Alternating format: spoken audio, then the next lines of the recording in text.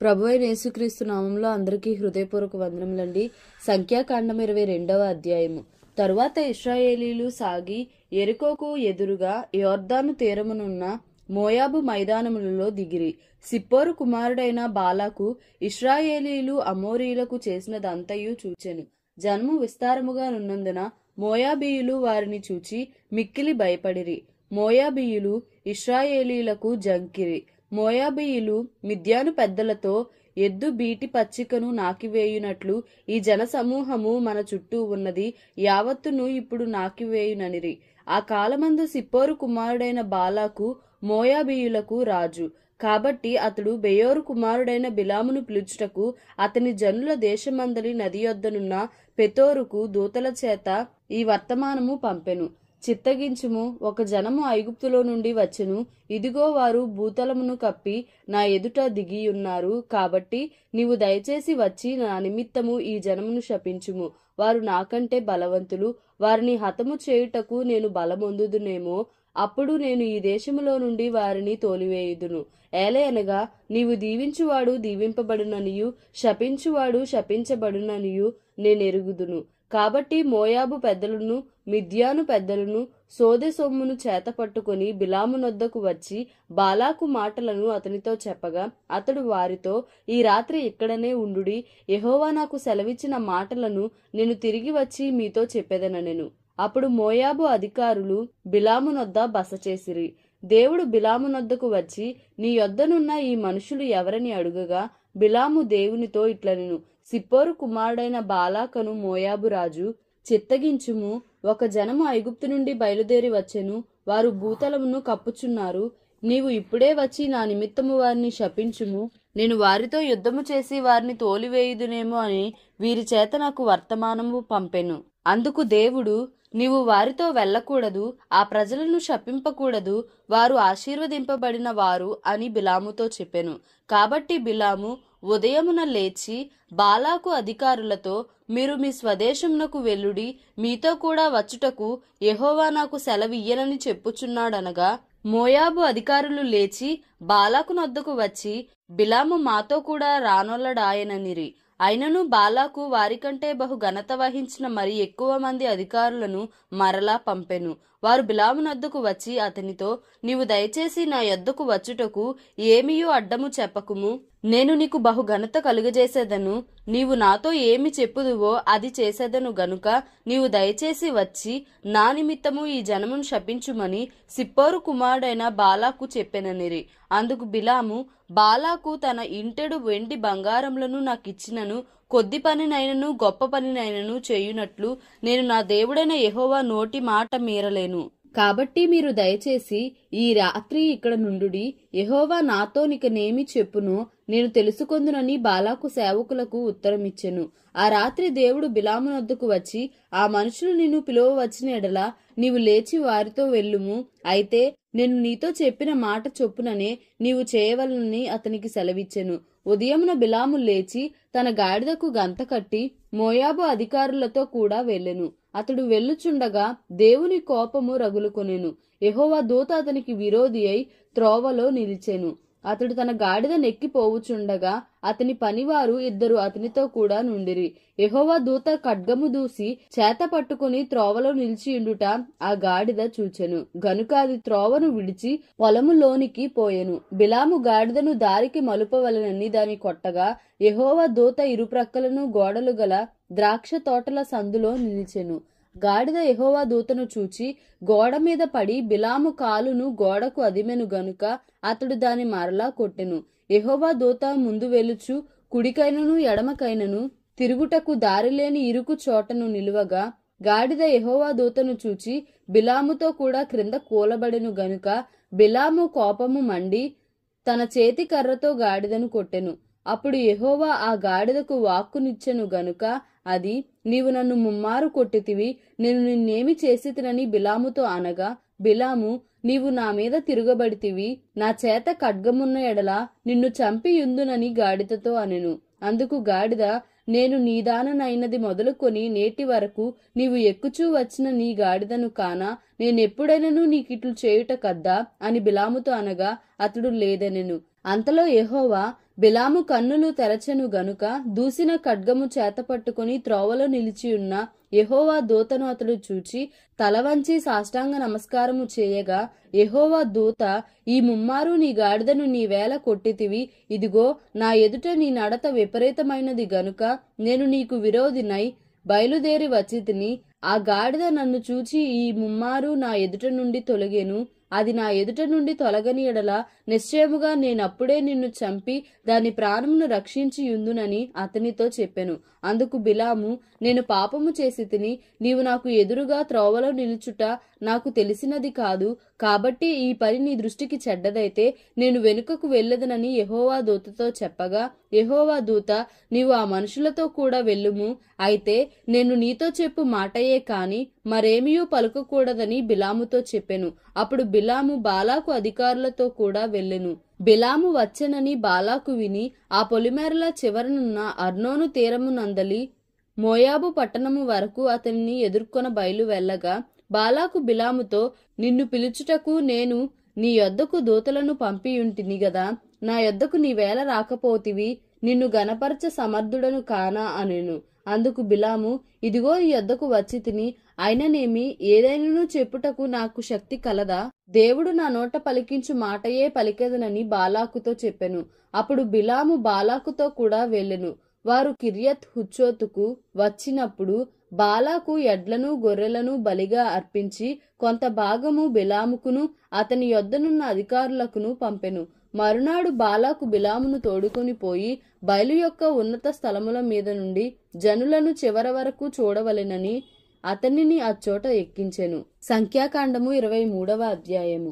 అప్పుడు బిలాము, ఇక్కడ నేను బలి అర్పించుటకు 7 బలిపీఠములను కట్టించి ఇక్కడ 7 కోడెలను 7 పొట్టేలను సిద్ధపరచుమని బాలాకుతో చెప్పెను.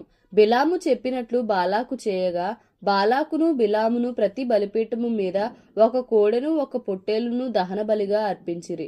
మరియు బిలాము బాలాకుతో, బలిపీఠము మీది నీ దహన బలి యొద్ద నిలిచియుండుము, నేను వెళ్ళెదను. ఒకవేళ యెహోవా నన్ను ఎదుర్కొనునేమో, ఆయన నాకు కనుపరిచినది నీకు తెలియచేసేదనని చెప్పి మెట్ట ఎక్కెను. దేవుడు బిలాముకు ప్రత్యక్షము కాగా అతడు, నేను 7 బలిపీఠములను సిద్ధపరచి ప్రతిదాని మీదను 1 కోడెను 1 పొట్టేలును అర్పించితనని ఆయనతో చెప్పగా, యెహోవా ఒక మాట బిలాము నోట ఉంచి, నీవు బాలాకు నద్దకు తిరిగి వెళ్లి ఇట్లు చెప్పుమనెను. అతడు బాలాకు నద్దకు తిరిగి వెళ్ళినప్పుడు అతడు మోయాబు అధికారులందరితో తన దహన బలి యొద్ద నిలిచియుండెను. అప్పుడు బిలాము ఉపమాన రీతిగా ఇట్లనెను, అరాము నుండి బాలాకు, తూర్పు పర్వతముల నుండి మోయాబు రాజు నన్ను రప్పించి, రమ్ము నా నిమిత్తము యాకోబును శపింపుము, రమ్ము ఇశ్రాయేలును భయపెట్టవలెను అనెను. ఏమని శపింపగలను? దేవుడు శపింపలేదే. ఏమని భయపెట్టగలను? దేవుడు భయపెట్టలేదే. మెట్టల శిఖరము నుండి అతని చూచుచున్నాను, కొండల నుండి అతని కనుగొనుచున్నాను. ఇదిగో ఆ జనము ఒంటిగా నివసించును, జనములలో లెక్కింపబడరు. యాకోబు రేణువులను ఎవరు లెక్కించెదరు? ఇశ్రాయేలు 4వ పాలును ఎవరు లెక్క పెట్టగలరు? నీతిమంతుల మరణము వంటి మరణము నాకు లభించునుగాక, నా అంత్యదశ వారి అంతము వంటి దగునుగాక అనెను. అంతటా బాలాకు బిలాముతో, నీవు నాకేమి చేసితివి? నా శత్రువులను శపించుటకు నిన్ను రప్పించితిని, అయితే నీవు వారిని పూర్తిగా దీవించితివనెను. అందుకతడు, యెహోవా నా నోట ఉంచిన దాని నేను శ్రద్ధగా పలుకవద్దా అని ఉత్తరమిచ్చెను. అప్పుడు బాలాకు, దయచేసి నాతో కూడా మరి ఒక చోటికి రమ్ము, అక్కడ నుండి వారిని చూడవచ్చును. వారి చివర మాత్రమే కనబడును గాని వారందరూ నీకు కనబడరు. అక్కడ నుండి నా నిమిత్తము వారిని శపింపవలెనని అతనితో చెప్పి, పిస్గా కొననున్న కావలి వారి పొలమునకు అతని తోడుకొని పోయి 7 బలిపీఠములను కట్టించి ప్రతి బలిపీఠము మీద 1 కోడెను 1 పొట్టేలును అర్పించెను. అతడు, నీవు ఇక్కడ నీ దహన బలి యొద్ద నిలిచియుండుము, నేను అక్కడ యెహోవాను ఎదుర్కొందునని బాలాకుతో చెప్పగా, యెహోవా బిలామును ఎదుర్కొని ఒక మాటను అతని నోట ఉంచి, నీవు బాలాకు నొద్దకు తిరిగి వెళ్లి ఇట్లు చెప్పుమనెను. అతడు బాలాకు నొద్దకు వెళ్ళినప్పుడు అతడు తన దహన బలి యొద్ద నిలిచియుండెను. మోయాబు అధికారులను అతని యొద్ద నుండిరి. బాలాకు యెహోవా ఏమి చెప్పెనని అడుగగా, బిలాము ఉపమాన రీతిగా నిట్లనెను. బాలాకు, లేచి వినుము, సిప్పోరు కుమారుడా, చెవినొగ్గి నా మాట ఆలకించుము. దేవుడు అబద్ధమాడుటకు ఆయన మానవుడు కాడు, పశ్చాత్తాప పడుటకు ఆయన నరపుత్రుడు కాడు. ఆయన చెప్పి చేయకుండునా, ఆయన మాట ఇచ్చి స్థాపింపకుండునా, ఇదిగో దీవించుమని నాకు సెలవాయెను. ఆయన దీవించెను, నేను దాన్ని మార్చలేను. ఆయన యాకోబులో ఏ దోషమును కనుగొనలేదు, ఇశ్రాయేలులో ఏ వంకరతనమును చూడలేదు. అతని దేవుడైన యెహోవా అతనికి తోడై ఉన్నాడు. రాజు యొక్క జయధ్వని వారిలోనున్నది. దేవుడు ఐగుప్తులో నుండి వారిని రప్పించెను. గురుపోతు వేగము వంటి వేగము వారికి కలదు. నిజముగా యాకోబులో మంత్రము లేదు, ఇశ్రాయేలులో శకునము లేదు. ఆయా కాలములందు దేవుని కార్యములు యాకోబు వంశస్థులకు ఇశ్రాయేలులకు తెలియచెప్పబడును. ఇదిగో ఆ జనము ఆడుసింహము వలె లేచును, అది సింహము వలె నిక్కి నిలుచును. అది వేటను తిని చంపబడిన వాటి రక్తము త్రాగు వరకు పండుకొనదు.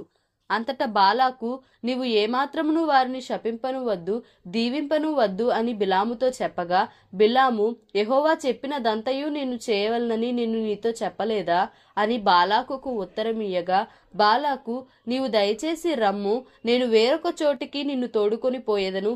అక్కడ నుండి నా నిమిత్తము నీవు వారిని శపించుట దేవుని దృష్టికి అనుకూల మగునేమో అని బిలాముతో చెప్పెను. బాలాకు ఎడారికి ఎదురుగానున్న పెయోరు శిఖరమునకు బిలామును తోడుకొని పోయిన తరువాత, బిలాము, ఇక్కడ నాకు 7 బలిపీఠములను కట్టించి ఇక్కడ 7 కోడెలను 7 పొట్టేళ్లను సిద్ధపరచుమని బాలాకుతో చెప్పెను. బిలాము చెప్పినట్లు బాలాకు చేసి ప్రతి బలిపీఠము మీద 1 కోడెను 1 పొట్టేలును అర్పించెను. సంఖ్యాకాండము 24వ అధ్యాయము. ఇశ్రాయేలీలను దీవించుట యెహోవా దృష్టికి మంచిదని బిలాము తెలుసుకొనినప్పుడు అతడు మునుపటి వలె శకునములను చూచుటకు వెళ్ళక అరణ్యము వైపు తన ముఖమును త్రిప్పుకొనెను. బిలాము కన్నులెత్తి ఇశ్రాయేలీలు తమ తమ గోత్రముల చొప్పున దిగియుండుట చూచినప్పుడు దేవుని ఆత్మ అతని మీదికి వచ్చెను. గనుక అతడు ఉపమాన రీతిగా ఇట్లనెను. బెయోరు కుమారుడైన బిలాముకు వచ్చిన దేవోక్తి, కన్నులు తెరచిన వానికి వచ్చిన దేవోక్తి, దేవవాక్కులను వినిన వాని వార్త. అతడు పరవశుడై కన్నులు తెరచిన వాడై సర్వశక్తుని దర్శనము పొందెను. యాకోబు, నీ గుడారములు, ఇశ్రాయేలు, నీ నివాస స్థలములు ఎంతో రమ్యమైనవి. వాగుల వలె అవి వ్యాపించియున్నవి. నదీ తీరమందలి తోటల వలెను, యెహోవా నాటిన అగరు చెట్ల వలెను, నీళ్ల యొద్దనున్న దేవదారు వృక్షముల వలెను అవి ఉన్నవి. నీళ్లు అతని బొక్కెనల నుండి కారును, అతని సంతతి బహుజలముల యొద్ద నివసించును. అతని రాజు అగగు కంటే గొప్పవాడగును, అతని రాజ్యము అధికమైనదగును. దేవుడు ఐగుప్తులో నుండి అతని రప్పించెను. గురుపోతు వేగము వంటి వేగము అతనికి కలదు. అతడు తన శత్రువులైన జనులను భక్షించును, వారి ఎముకలను వెరుచును, తన బాణములతో వారిని గుచ్చును. సింహము వలెను ఆడు సింహము వలెను అతడు కృంగి పండుకొనెను. అతనిని లేపువాడెవడు? నిన్ను దీవించువాడు దీవింపబడును, నిన్ను శపించువాడు శపింపబడును. అప్పుడు బాలాకు కోపము బిలాము మీద మండెను. గనుక అతడు తన చేతులు చరుచుకొని బిలాముతో, నా శత్రువులను శపించుటకు నిన్ను పిలిపించి తిని, కాని నీవు ఈ ముమ్మారు వారిని పూర్తిగా దీవించితివి. కాబట్టి నీవు ఇప్పుడు నీ చోటికి వేగముగా వెళ్ళుము. నేను నిన్ను మిక్కిలి గణపరచెదనని చెప్పితిని గాని యెహోవా నీవు ఘనత పొందకుండా ఆటంకపరచెనెను. అందుకు బిలాము బాలాకుతో, బాలాకు తన ఇంటెడు వెండి బంగారములను నాకిచ్చినను నా ఇష్టము చొప్పున మేలైనను కీడైనను చేయుటకు యెహోవా సెలవిచ్చిన మాటను మీరలేను. యెహోవా ఏమి సెలవిచ్చునో అదే పలికెదనని నీవు నా యొద్దకు పంపిన నీ దూతలతో నేను చెప్పలేదా? చిత్తగించుము, నేను నా జనుల యొద్దకు వెళ్ళుచున్నాను. అయితే కడపటి దినములలో ఈ జనులు నీ జనులకేమి చేయుదురో అది నీకు విశదపరచెదను రమ్మని చెప్పి ఉపమాన రీతిగా ఇట్లనెను. బెయోరు కుమారుడైన బిలాముకు వచ్చిన దేవోక్తి, కన్నులు తెరచిన వానికి వచ్చిన దేవోక్తి, దేవవాక్కులను వినిన వాని వార్త, మహోన్నతుని విద్య నెరిగిన వాని వార్త. అతడు పరవశుడై కన్నులు తెరచిన వాడై సర్వశక్తుని దర్శనము పొందెను. ఆయనను చూచుచున్నాను గాని ప్రస్తుతమునున్నట్టు కాదు, ఆయనను చూచుచున్నాను గాని సమీపమునున్నట్టు కాదు. నక్షత్రము యాకోబులో ఉదయించును, రాజదండము ఇశ్రాయేలులో నుండి లేచును. అది మోయాబు ప్రాంతములను కొట్టును, కలహవీరులనందరినీ నాశనము చేయును. ఎదోమును షేయీరును ఇశ్రాయేలుకు శత్రువులు, వారు స్వాధీనపరచబడుదురు. ఇశ్రాయేలు పరాక్రమముందును, యాకోబు సంతానమున ఏలిక పుట్టును. అతడు పట్టణములోని శేషమును నశింపజేయును. మరియు అతడు అమాలేకీయుల వైపు చూచి ఉపమాన రీతిగా ఇట్లనెను. అమాలేకు అన్యజనములకు మొదలు, వాని అంతము నిత్య నాశనమే. మరియు అతడు కేనీయుల వైపు చూచి ఉపమాన రీతిగా ఇట్లనెను, నీ నివాస స్థలము దుర్గమమైనది, నీ గూడు కొండ మీద కట్టబడి ఉన్నది. అష్షూరు నిన్ను చెరగా పట్టు వరకు కయీను నశించునా? మరియు అతడు ఉపమాన రీతిగా, అయ్యో, దేవుడు ఇట్లు చేయునప్పుడు ఎవడు బ్రతుకును? కిత్తీము తీరము నుండి ఓడలు వచ్చును, అవి అష్షూరును ఏబెరును బాధించును, కిత్తీయులు కూడా నిత్య నాశనము పొందుదురనెను. అంతట బిలాము లేచి తన చోటికి తిరిగి వెళ్ళెను, బాలాకును తన త్రోవను వెళ్ళెను. దేవుడి పరిశుద్ధ వాక్యమును మన వినికిడిలో దీవించి ఆశీర్వదించునుగాక. Amen. Please like, share and subscribe for more videos.